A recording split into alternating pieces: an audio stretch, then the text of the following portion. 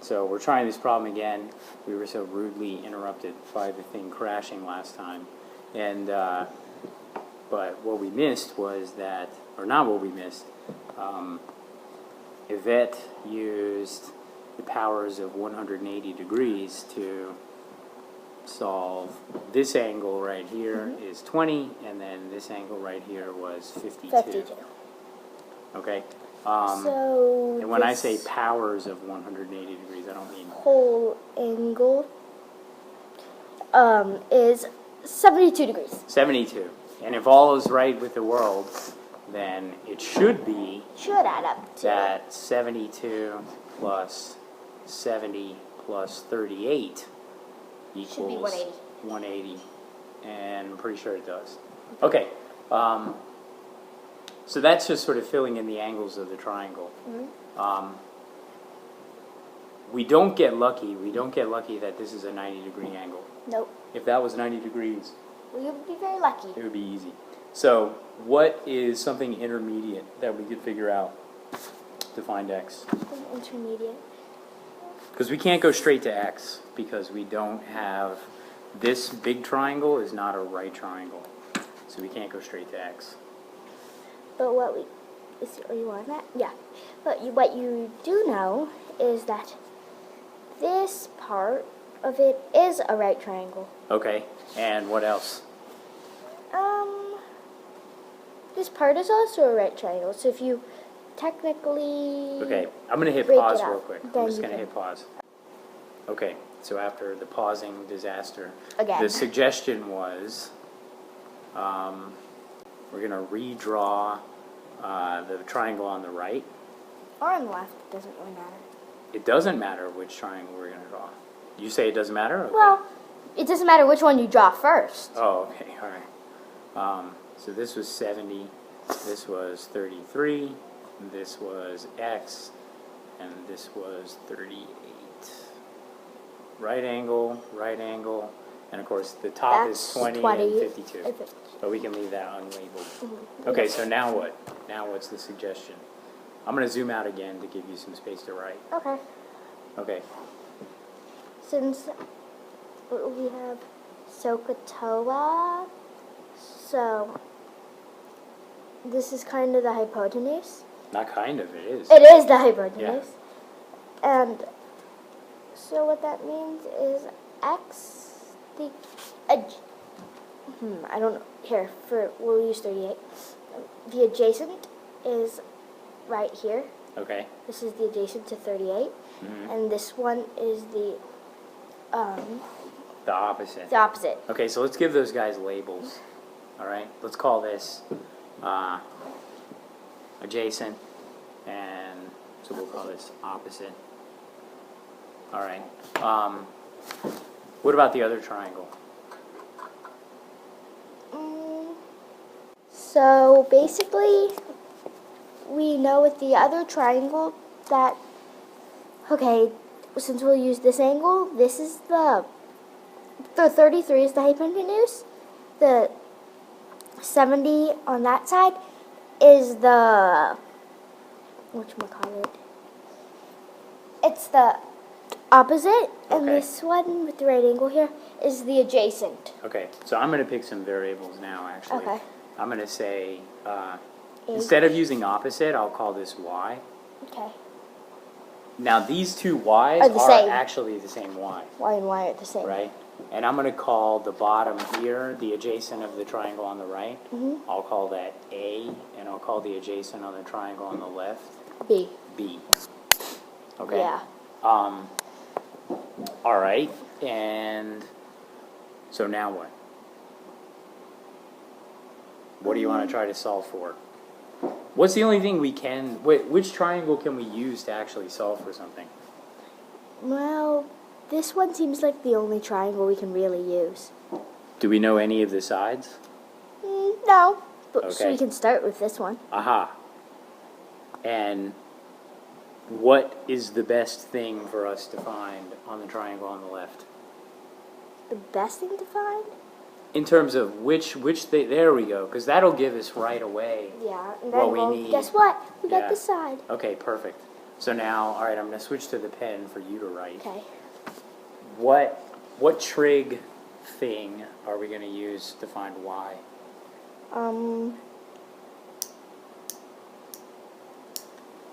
Do we know how long the side is? No.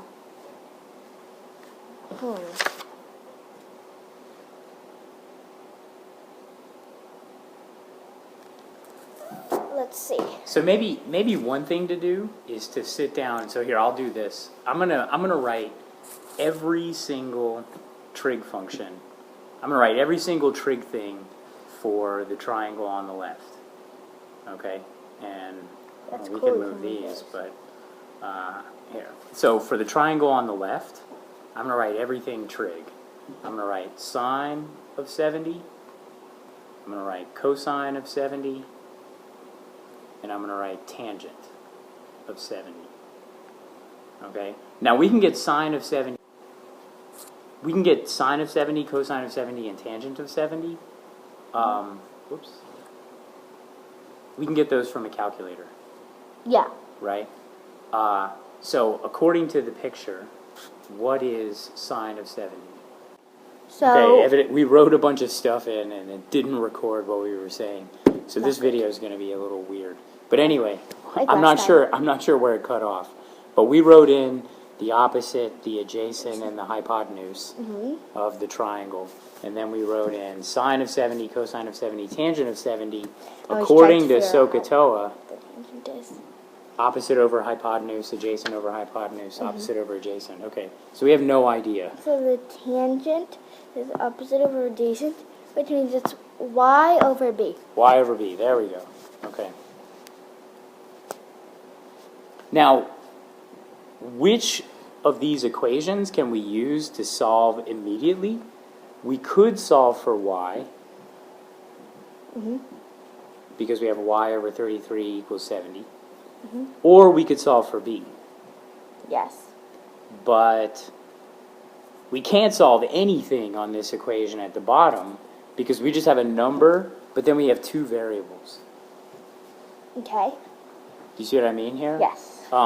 So we've got to use one of these first two initially, and b doesn't have anything to do with this triangle over here, right? Okay. Because remember, our ultimate goal was to get x, Yeah. and so who cares about b?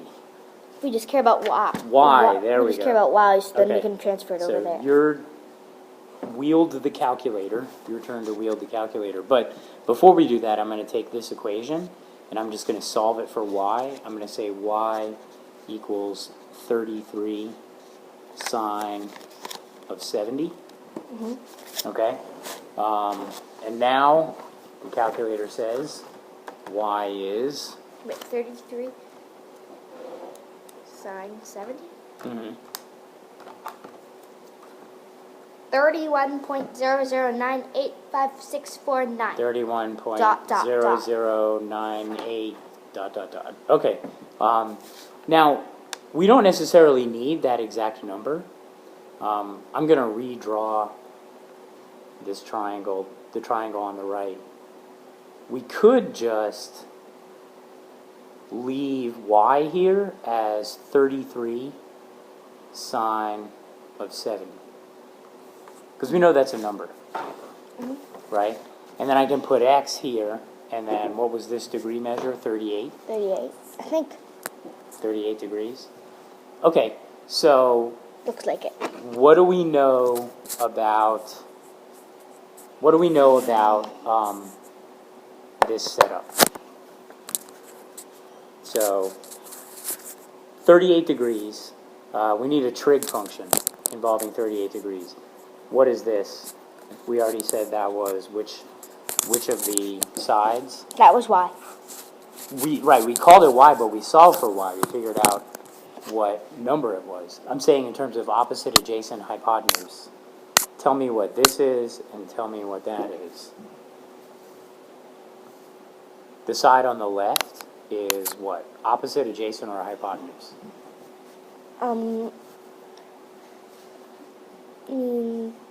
This side? That side.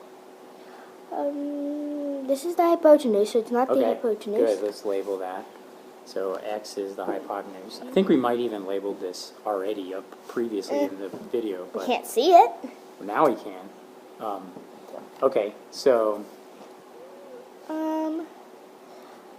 This is down here is the adjacent, okay, and that leaves. the opposite. Okay, perfect. Let's label that opposite. Okay, so And adjacent. right. So of the ka, Do. Ah. to, of these, be careful, that's the microphone. So that may come up like really loud on the, like, because you tap the microphone, but it's okay. Maybe it won't. I don't Time will think so. tell. Of these three, we have this, right? Mm-hmm. So what do we know? We know that sine of 38 equals opposite over hypotenuse. I'll zoom, give you some more space. So sine of 38 equals, well, the opposite is 33 sine 70, and the hypotenuse is x. Okay. Okay? And that tells us how to solve for x, Mm-hmm. right? Yes. So I'm just going to solve that. Save it. I'm going to solve that. Oh, you want to save it? Yeah, Okay, just in let's case. save it. Okay, so we paused it and saved it to avoid disaster. All right, More finally, disaster. finally, what are we going to do here? We're going to say x, whoops, x equals, so you could pause the video and try to solve for x Mm-hmm. for yourself. Okay. Or can you do it like really fast? Do you know what x is? Well, that was 31 point something up here. Oh, I'm not worried about it. I'm talking about solving it just algebraically. Okay, so here, let's put some parentheses there. We find this. Be careful. Oops. It's all right. We'll leave that. Actually, I'll erase it. Oh, good. It works now. There we go. Yeah, I know that this program Well, we'd solve for that. solved for that. What do you mean? We'd solve sine of 38. It wouldn't be that hard on the calculator. Right, I mean solve this algebraically. Like instead of sine 38 equals 33 sine 70, let's go back to the original picture. The very original picture. Our tiny, teeny little original picture. So, what we have in the original picture, because this leads into something, and it's called the law of sines. So, I'm going to show you, at this point, what we have is we have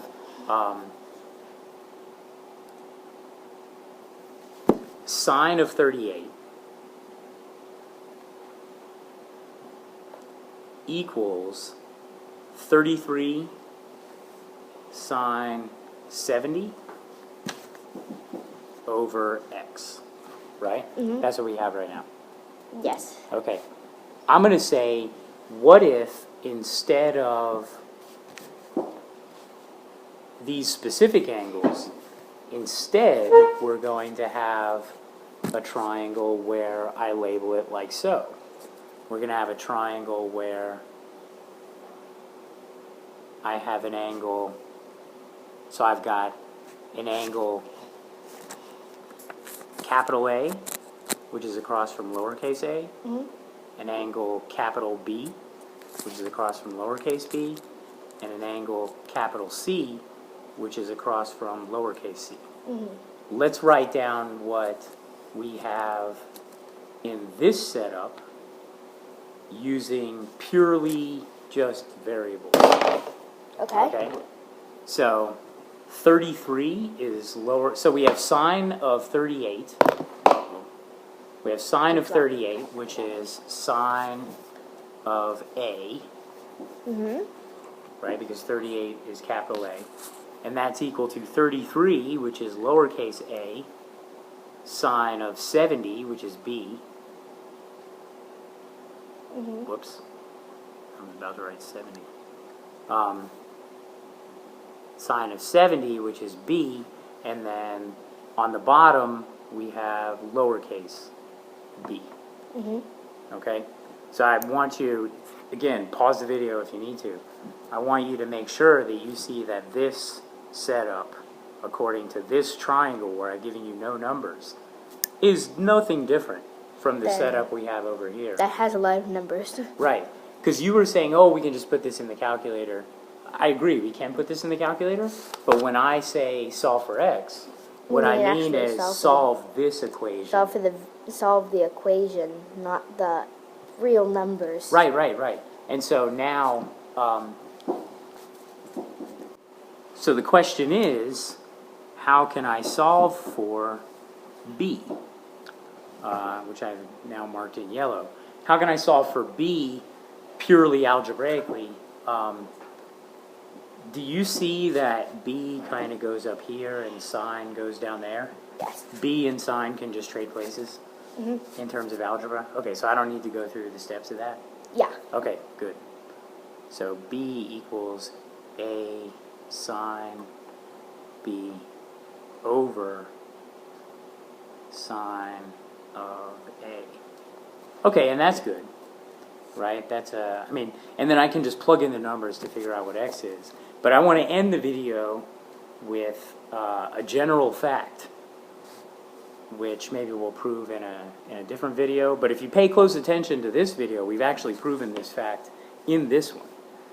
But the general fact is known as the law of sines.